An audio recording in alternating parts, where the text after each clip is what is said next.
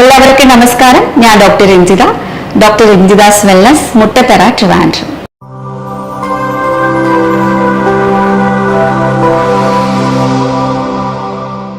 ഇന്ന് നമുക്ക് ചർമ്മരോഗങ്ങൾ, അതിൽ പ്രധാനമായിട്ടും സോറിയാസിസ്, എക്സീമ, ഡെർമറ്റൈറ്റിസ് പോലുള്ള ചർമ്മരോഗങ്ങളെ കുറിച്ച് നോക്കാം. നമുക്കറിയാം, സോറിയാസിസ് എന്ന് പറയുന്ന ഒരു ഓട്ടോ ഇമ്മ്യൂൺ ഡിസോർഡർ ആണ്. അതായത് നമുക്ക് ജനിതകപരമായിട്ട് വരാൻ സാധ്യതയുള്ള ഒരു ഡിസോർഡർ ആണ്. നമ്മുടെ ഓട്ടോ ഇമ്മ്യൂൺ എന്ന് പറയുമ്പോൾ നമ്മുടെ പ്രതിരോധ ശേഷി തന്നെ നമ്മുടെ നല്ല കോശങ്ങളെ അട്രാക്ട് ചെയ്യുന്ന ഒരു അവസ്ഥയാണ്. പക്ഷെ എപ്പോഴാണ് ഈ ഒരു ഓട്ടോ ഇമ്മ്യൂൺ കണ്ടീഷനൊക്കെ ട്രിഗർ കിട്ടുന്നതെന്ന് നിങ്ങൾക്കറിയോ?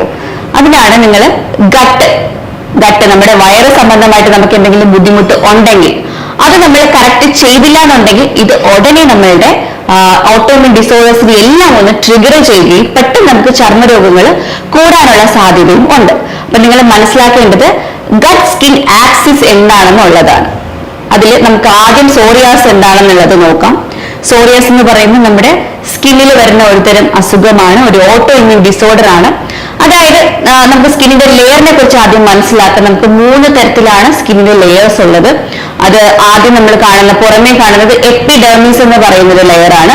അതിന് തൊട്ട് താഴെയായിട്ട് ഡെർമിസ് ഉണ്ട്, അതിന് തൊട്ട് താഴെയായിട്ട് ഹൈപ്പോഡെർമിസ് ഉണ്ട്. അപ്പൊ നമ്മുടെ കോശങ്ങൾ വളരുന്നത് ഈ എപ്പിഡെർമിസ് ലെയറിൽ നിന്നാണ്. അതായത് എപ്പിഡെർമിസ് പറയുമ്പോൾ നമ്മുടെ പുറമേ കാണുന്ന നമ്മുടെ ഡെഡ് സ്കിൻസ് ഒക്കെ ഉള്ള ഒരു തരം സ്കിന്നാണ് പുറമേ കാണുന്ന സ്കിൻ. അപ്പൊ ഈ എപ്പിഡെർമിസിന് വീണ്ടും 5 ലെയേഴ്സ് ഉണ്ട്. അതായത് നമുക്കൊരു 5 നിലകളായിട്ട് കണക്കാക്കാം. ഒന്നാമത്തെ നിലയിലാണ് ഈ ഒരു കോശങ്ങളുടെ വളർച്ച ആരംഭിക്കുന്നത്. അത് ആരംഭിച്ച് ഒരു 28 ദിവസം എടുക്കുന്നതാണ് ഈ 5ാമത്തെ ലെയറിലോട്ട് ഇത് വരുന്നത്.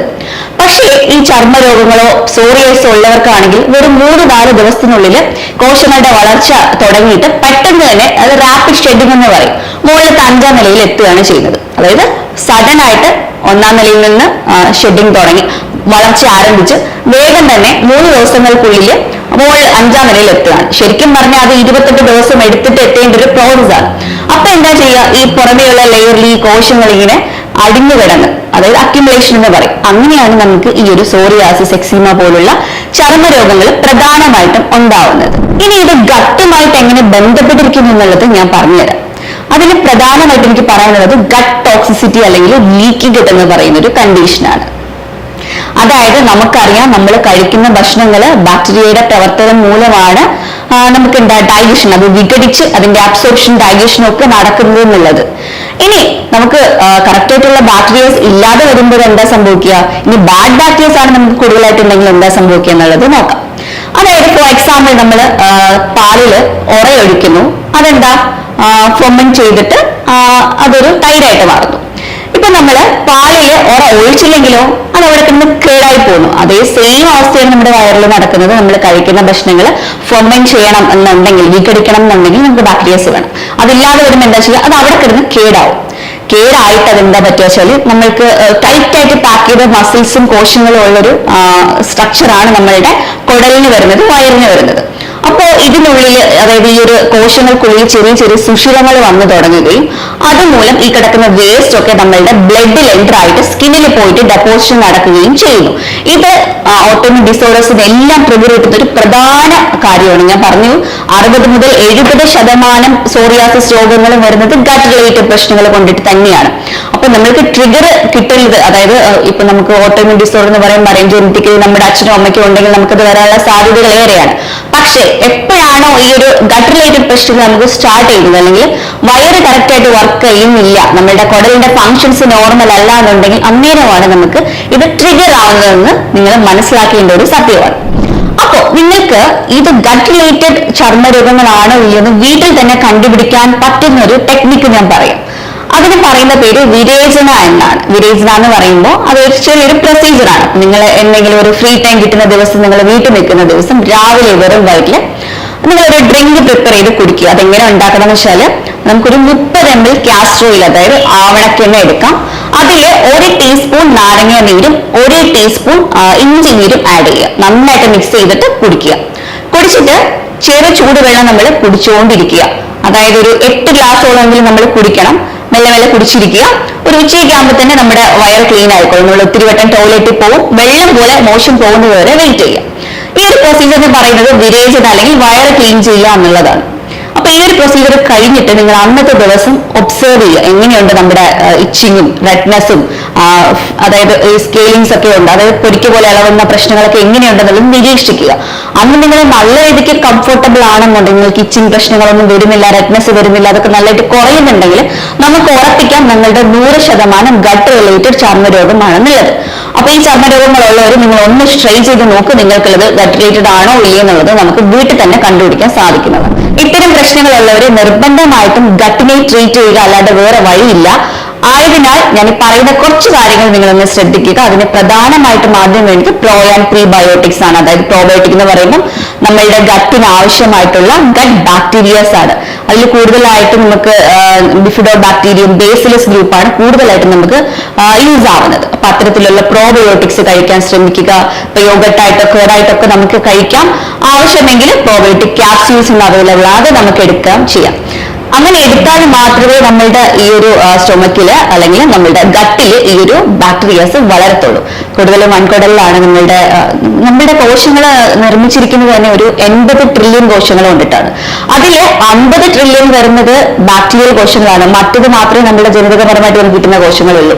അപ്പൊ നമ്മൾ മനസ്സിലാക്കേണ്ടത് ഗട്ടിൽ കറക്റ്റ് ആയിട്ടുള്ള ബാക്ടീരിയസ് ഇല്ലാന്നുണ്ടെങ്കിൽ അത് ഉടനെ നമ്മുടെ സ്കിന്നിനെ അഫക്ട് ചെയ്യും. കാരണം സിഗ്നൽസ് ഉടനെ ബ്രെയിനിലോട്ട് പോവാണ് ചെയ്യുന്നത്. അപ്പൊ സ്കിന്നിൽ എന്തെങ്കിലും പ്രശ്നം ഉണ്ടെങ്കിൽ അത് ഉടനെ ബ്രെയിനിൽ സിഗ്നൽ കൊടുക്കും, ഗട്ട് ഹെൽത്തിനെ അത് അഫക്ട് ചെയ്യും.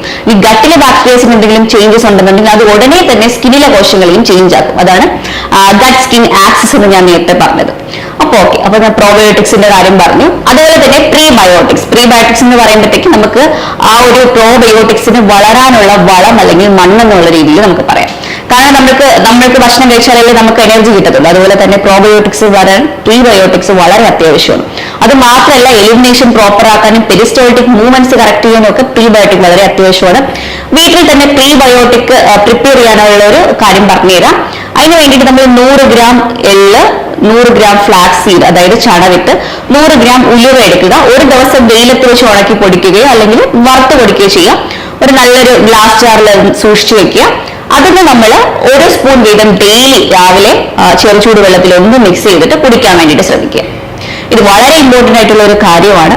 ഇനി അടുത്തത് ബൈലാസിഡ്, അതായത് പിത്തരസമാണ്. ഇത് നമ്മൾ എക്സ്ട്രാ നമുക്ക് കൊടുക്കാൻ പറ്റുന്നത് നമ്മൾ 1 സ്പൂൺ ഗീ അതായത് നെയ്യ് വന്നിട്ട് നമ്മൾ ഒന്ന് ഫ്ലെയിമിൽ കാണിച്ച് മെൽറ്റ് ചെയ്ത് ലിക്വിഡ് ആയിട്ട് രാവിലെ എംപ്റ്റി സ്റ്റൊമക്കിൽ നമ്മൾ കഴിക്കാൻ വേണ്ടിയിട്ട് ശ്രമിക്കുക. അടുത്തതെന്ന് പറയുന്നത് വൈറ്റമിൻ ഡി ആണ്. വൈറ്റമിൻ ഡി ഞാൻ പല വീഡിയോകളിലും പറഞ്ഞിട്ടുണ്ട്. നമ്മൾ 60 തന്നെ, പ്രത്യേകിച്ച് സ്കിൻ പ്രശ്നങ്ങൾ ഉള്ളവർ 60 മെയിൻറ്റെയിൻ ചെയ്യാൻ വേണ്ടി ശ്രമിക്കണം. അതിപ്പോ 60,000 ഡോസ് അവൈലബിൾ ആണ്. അത് നമുക്ക് കഴിക്കാം. വീക്ക്ലി ഓൺസ് വെച്ചൊരു 8 വീക്സ് ഒക്കെ നമുക്ക് കഴിക്കാം. അത് കഴിഞ്ഞിട്ട് മന്ത്ലി ടോയ്സോ മന്ത്ലി ഓൺസോ വെച്ചിട്ട് ഒത്തിരി വയറ് പ്രശ്നങ്ങൾ, തൈറോയ്ഡ് ഉള്ളവർക്കൊക്കെ അബ്സോർപ്ഷൻ പവർ വളരെ കുറവായിരിക്കും. അങ്ങനെയുള്ളവരാണെങ്കിൽ നമുക്ക് എഗെയിൻ 8 വീക്സ് എടുത്തിട്ട് വീണ്ടും നമ്മൾ മാസത്തിൽ 2 എണ്ണം വീതം മെയിൻറ്റെയിൻ ചെയ്യേണ്ടി വരും, അല്ലെങ്കിൽ 1 എണ്ണം വീതം മെയിൻറ്റെയിൻ ചെയ്താലും മതിയോ. ആ ഒരു രീതിയിൽ നമ്മൾ കഴിക്കുക. omega-3 പറ്റുമെങ്കിൽ അതൊരു ആന്റി ഇൻഫ്ലമേറ്ററി പ്രോപ്പർട്ടീസ് ഉള്ള ഒരു സപ്ലിമെന്റ് ആണ്, അത് കഴിക്കാൻ വേണ്ടിയിട്ട് ശ്രമിക്കുക. പിന്നെ നമ്മൾ കൊടുക്കുന്ന ഒരു ഡയറ്റ് ഒരു മാസത്തേക്ക് ഒരു ഗ്രെയിൻ ഫ്രീ ഡയറ്റ് ആയിരിക്കും. അതായത് ഈ ഒരു ബാഡ് ബാക്ടീരിയൽ ഓവർ ഗ്രോത്ത് ഉണ്ടെങ്കിൽ അതിനെ നശിപ്പിക്കണം എന്നുണ്ടെങ്കിൽ, കാരണം ഈ ബാഡ് ബാക്ടീരിയസ് ഒരുപാട് ടോക്സിൻസ്, കെമിക്കൽ ടോക്സിൻസ് ഉത്പാദിപ്പിക്കും. അത് സ്കിന്നിന് മാത്രമല്ല, അത് നമുക്ക് ശരീരത്തിന് മൊത്തത്തിൽ ദോഷം ചെയ്യും. അതിനെ നമുക്ക് സ്റ്റാർവ് ചെയ്ത് കൊല്ലണം എന്നുണ്ടെങ്കിൽ നമ്മൾ കംപ്ലീറ്റ് ആയിട്ട് ഗ്ലൂക്കോസ് അവോയ്ഡ് ചെയ്യണം. അതായത് കാർബോഹൈഡ്രേറ്റ്സ്, അരി ആഹാരം മാക്സിമം കുറയ്ക്കുക. അതുപോലെ തന്നെ മധുരം, നമ്മൾ പറയുന്ന ഡയറ്റിൽ നമ്മൾ ഒത്തിരി പഴുത്ത ഫ്രൂട്ട്സ് പോലും കൊടുക്കാറില്ല. അപ്പൊ നിങ്ങൾക്ക് പറ്റുവാണെങ്കിൽ ആ ഒരു രീതിയിൽ ഫ്രക്ടോസും ഗ്ലൂക്കോസും ഒക്കെ കംപ്ലീറ്റ് ഒന്ന് കട്ട് ചെയ്തിട്ട് 1 മാസം ഡയറ്റ് എടുത്തു കഴിഞ്ഞാൽ നല്ല രീതിക്ക് നമുക്ക് സോറിയാസിസിൽ ഒരു എന്താ പറയാ മാജിക് ആയിട്ട് തന്നെ നമുക്കൊരു നല്ല രീതിക്ക് ഒരു റിമാർക്കബിൾ ആയിട്ടുള്ള ഒരു ഇംപ്രൂവ്മെന്റ്സ് നമുക്ക് ഉണ്ടാവാൻ സാധിക്കും. അത് നമുക്കൊരു പെർട്ടിക്കുലർ ഡ്യൂറേഷനിൽ തന്നെ നമുക്കൊരു പെർമനന്റ് ക്യൂർ എന്നുള്ള രീതിയിൽ തന്നെ നമുക്ക് കൊണ്ടുവരാൻ പറ്റും. നമുക്കറിയാം ഓട്ടോഇമ്യൂൺ ഡിസോർഡേഴ്സ് ഒക്കെ നമുക്ക് മാനേജബിൾ ആണെന്നുള്ളത്. പക്ഷേ നമുക്ക് ഈ റൂട്ട് കോസ് നമ്മൾ ട്രീറ്റ് ചെയ്യുവാണെങ്കിൽ നമുക്ക് ഒരു പരിധി വരെ നമുക്ക് നന്നായിട്ട് ഇതിനെ കൺട്രോൾ ചെയ്ത് മാനേജ് ചെയ്ത് നിർത്താൻ നമുക്ക് സാധിക്കുന്നതാണ്. അപ്പൊ ഇത്തരം കാര്യങ്ങൾ നിങ്ങൾ ശ്രദ്ധിക്കുക. ഞാൻ ഡയറ്റിന്റെ കാര്യം ഒന്നുകൂടെ പറയാം. അതായത് അരി ആഹാരമാണ് അതിൽ മെയിൻ ആയിട്ട് വരുന്നത്. അതായത് പൊറോട്ട, പൂരി, ചപ്പാത്തി പോലുള്ള മൈദ പ്രോഡക്ട്സ് കംപ്ലീറ്റ് ആയിട്ട് ഒഴിവാക്കുക. മില്ലറ്റ്സ് കംപ്ലീറ്റ് ആയിട്ട് ഒന്ന് ഒഴിവാക്കുക. അതുപോലെ തന്നെ അരി ആഹാരം മാക്സിമം കുറയ്ക്കുക. അപ്പൊ നമുക്ക് കഴിക്കാൻ കുറച്ച് ഓപ്ഷൻസ് ഉണ്ടാവുള്ളൂ. അതായത് പ്രോട്ടീൻസ് നന്നായിട്ട് കഴിക്കുക. അതായത് ചിക്കൻ, മീൻ, മുട്ട കാര്യങ്ങൾ കഴിക്കുന്നതുകൊണ്ട് പ്രശ്നമില്ല. പിന്നെ നമുക്ക് പ്ലാന്റ് പ്രോട്ടീൻസ് നന്നായിട്ട് കഴിക്കാം. ചിക്ക് പീസ്, അതായത് വെള്ളക്കടല, നീലക്കടല, അങ്ങനത്തെ കടല പയർ കാര്യങ്ങൾ കഴിക്കുന്നതുകൊണ്ട് പ്രശ്നമില്ല. പിന്നെ നിങ്ങൾക്ക് ഡൈജഷൻ ഇഷ്യൂസ് ഉണ്ടെങ്കിൽ നിങ്ങൾ എന്തെങ്കിലും ഡൈജസ്റ്റീവ് എൻസൈംസ് കൂടെ അതിന്റെ കൂടെ എടുക്കുക. കാരണം പ്രോട്ടീൻ ദഹനത്തിന് ചിലപ്പോൾ കുറച്ച് ഡൈജഷൻ ഇഷ്യൂസ് വരാൻ സാധ്യതയുണ്ട്, ദഹനം കുറച്ച് പാടാണ്. അതുകൊണ്ട് ഡൈജസ്റ്റീവ് എൻസൈംസ് എടുത്തു കഴിഞ്ഞാൽ അത് നമുക്ക് ക്ലിയർ ചെയ്യാൻ പറ്റും. അപ്പൊ പ്രോട്ടീൻസിന്റെ ഇൻടേക്ക് കൂട്ടണം. നന്നായിട്ട് വെജിറ്റബിൾസ് എത്ര വേണമെങ്കിലും കഴിക്കാം. അതിപ്പം സാലഡ് രൂപത്തിലോ സൂപ്പ് രൂപത്തിലോ അല്ലെങ്കിൽ എന്താ അൺകുക്ക്ഡ് ആയിട്ടുള്ളത് നമുക്ക് കട്ട് ചെയ്ത് റോ ഫോമിൽ നമുക്ക് കഴിക്കാം. ഏതെങ്കിലും രീതിയിൽ കഴിച്ചാൽ മതി. ഈ ഒരു രീതിയിൽ നന്നായിട്ട് കഴിക്കാൻ വേണ്ടിയിട്ട് ശ്രമിക്കുക. ചിക്കൻ, മീൻ, മുട്ട കഴിക്കുന്നുണ്ടൊന്നും യാതൊരു പ്രശ്നമില്ല. പ്രോട്ടീൻസ് ഇതിന് പ്രശ്നം ഉണ്ടാക്കില്ല. നമുക്ക് ഏറ്റവും കൂടുതൽ പ്രശ്നം വരുന്നത് കാർബോഹൈഡ്രേറ്റ്സിനാണ്. അതുകൊണ്ട് മാക്സിമം കാർബോഹൈഡ്രേറ്റ്സ് ഒഴിവാക്കിയ ഒരു ഡയറ്റ് കൊണ്ടുപോയാൽ നല്ല രീതിക്കൊരു ഇംപ്രൂവ്മെന്റ്സ് നമുക്ക് ഉണ്ടാവും. അതുപോലെ തന്നെയാണ് ചില ഹെർബുകളുണ്ട്. ഈ കണിക്കൊന്നയുടെ നമുക്ക് തൊലി എടുക്കുന്ന കുറച്ച് ഹെർബ്സുകൾ വരുന്നുണ്ട്. അതിൽ കുറെ സ്പീഷീസ് ഉണ്ട്. ആ ഒരു ഹെർബ് ഉപയോഗിക്കുന്നത് വളരെയധികം യൂസ്ഫുൾ ആണ്. അപ്പോൾ ഇത്തരം കാര്യങ്ങൾ നിങ്ങൾ ഒന്ന് ട്രൈ ചെയ്ത് നോക്കുക. കൂടുതൽ വിവരങ്ങൾക്കായിട്ട് താഴെ കാണുന്ന നമ്പറിൽ നിങ്ങൾക്ക് കോൺടാക്ട് ചെയ്യാവുന്നതാണ്. അപ്പൊ നിങ്ങൾ മനസ്സിലാക്കേണ്ടത് ഒരിക്കലും ഒരു സോറിയാസിസ്, എക്സീമ പോലുള്ള രോഗങ്ങൾ നമുക്ക് ക്യൂർ ചെയ്യാൻ പറ്റില്ല എന്നുള്ള തെറ്റിദ്ധാരണ നിങ്ങൾ മാറ്റേണ്ടതാണ്. Take care. വേറൊരു വീഡിയോ ആയിട്ട് വീണ്ടും കാണാം.